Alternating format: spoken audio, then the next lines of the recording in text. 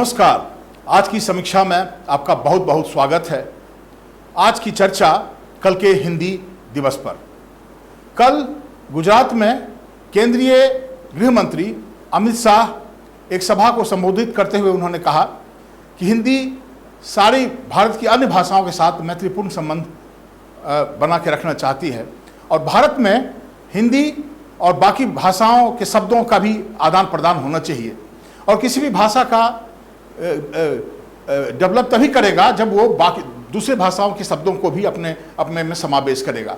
इस पर प्रतिक्रिया करते हुए तमिलनाडु के मुख्यमंत्री स्टालिन ने कहा कि हिंदी तो ठीक है लेकिन इसको दूसरे भाषाओं के ऊपर थोपा नहीं जाना चाहिए। हम सब जानते हैं कि दक्षिण भारत में ये इस तरह की फीलिंग रही है और 1930-34 में 30s की बात है जब उस जमाने में राजगोपालाचारी ने हिंदी को राष्ट्रभाषा बनाने के दिशा में एक बहुत ही सार्थक कदम उठाया था। इस पर घनघोर विरोध हुआ था और उसी जमाने में द्रविड़ आंदोलन तेज हो गया था।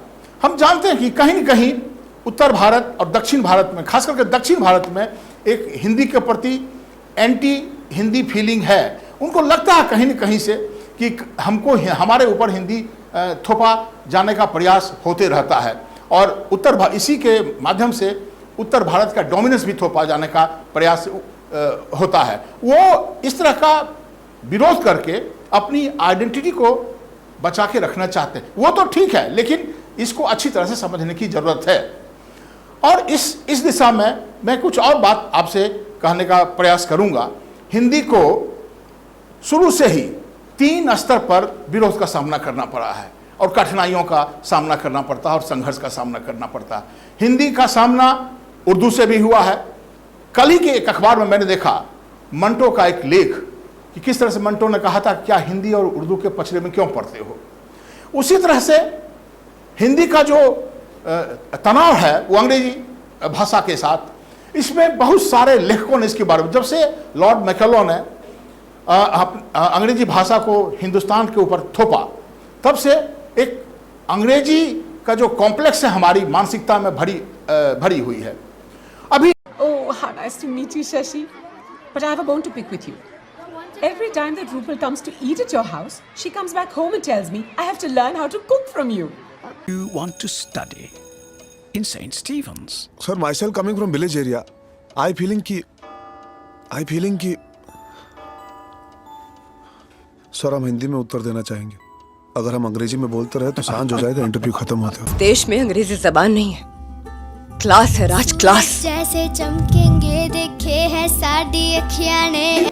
कुछ दिनों पहले अगर आप प्रकाशित एक पुस्तक पवन वर्मा की बिकमिंग इंडियन पढ़ें तो आपको पूरी वृत्तांत में इसके ऊपर में पता चलेगा कि किस तरह से पूरी मानसिकता जो अंग्रेजी सभ्यता को थोपने का प्रयास किया गया, सिर्फ हिंदी पर नहीं बल्कि हमारे आर्ट कल्चर बाकी चीज़ों पर भी, जिसको कि एक शब्द में कहा जाए तो वाइट मैन्स सुप्रीमेसी कहा जाता है।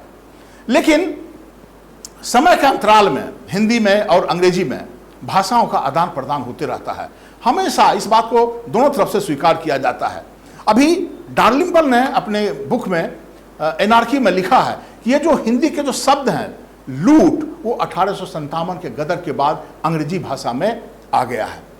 आप रुडयार्ड किपलिंग को पढ़ें तो आपको पता चलेगा कि रुडयार्ड किपलिंग जैसे महान लेखक ने जिनको कि अंग्रेजी में नोबेल प्राइज भी मिला, उन्होंने अपने बुक किम में किस तरह से हिंदी शब्दों का इस्तेमाल किया है। आज भी बहुत सारे हिंदी लेखक हैं, पवन वर्मा का नाम मैंने लिया, शशि थरूर हैं और डार्लिंपल हैं और बाकी भी जैसे लोग हैं जो अंग्रेजी में लिखते हैं लेकिन खुलेआम हिंदी शब्दों का प्रयोग करते रहे। ये एक अच्छी बात है। दूसरी तरफ अगर आप देखेंगे कि बहुत सारे हिंदुस्तान में बड़े बड़े विद्वान और पत्रकार जिनकी भाषा, जिनकी तालीम अंग्रेजी में हुई, उन्होंने भी ये उनको लगा कि हिंदी में काम करना इस देश के लिए, इस समाज के लिए ज़्यादा अच्छा है और उन्होंने हिंदी भाषा को आगे बढ़ाने के लिए, हिंदी की सेवा करने में अपना पूरा जीवन दान दे दिया। उसमें सबसे प्रमुख मैं समझता हूँ सच्चिदानंद हीरानंद वात्स्यायन अज्ञे और महान पत्रकार प्रभास जोशी और एक जमाने में दिनमान के संपादक रघुवीर सहाय और भी कई लोग, और भी मैं अशोक वाजपेयी का भी नाम इस संदर्भ में लेने का कोशिश करूंगा। ये हिंदी की जो एक जो अंग्रेजी के प्रति मानसिकता है, जो हिंदी भाषी लोग हैं, इस हिंदी दिवस के ऊपर में उनको इससे सबक लेना चाहिए कि आपको हिंदी भाषी बहुत सारे ऐसे लोग हैं जिन्होंने इस बात को स्थापित कर दिया है कि हाँ, वो अंग्रेजी उन्होंने भले ही नहीं पढ़ा है, लेकिन सिर्फ अंग्रेजी बोलना ही जीवन में आगे बढ़ने के लिए जरूरी नहीं है। आप देखिए, याद कीजिए, आपको अगर आपको याद होगा कि लालू यादव का वो भाषण आप सुनिए जब वो पार्लियामेंट में बोलते हैं। Everybody is appreciating कि I have done a tremendous work. Each and every year I have earned crores and crores every day. और जब बोलते हैं वो कि I can translate this into English, Hindi में बोल रहे हैं और पूरा पार्लियामेंट मुस्कुराने लगता है। वो माहौल सुनिए। फिर आप देख सकते हैं हमारे प्रधानमंत्री नरेंद्र मोदी अमेरिका में, नरेंद्र मोदी कोई अंग्रेजी से वो शशि थरूर का अंग्रेजी की तरह नहीं बोलते हैं, लेकिन जब अमेरिकन कांग्रेस को एड्रेस कर रहे थे तो लगातार स्टैंडिंग ओवेशन हो रहा था। 3 million Indian Americans.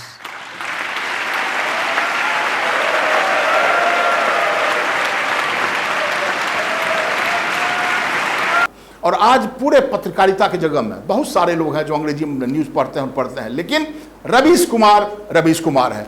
इन्हीं चंद सवालों के साथ कि हिंदी पे गर्व कीजिए, लेकिन दूसरी भाषाओं से भी दोस्ती कीजिए।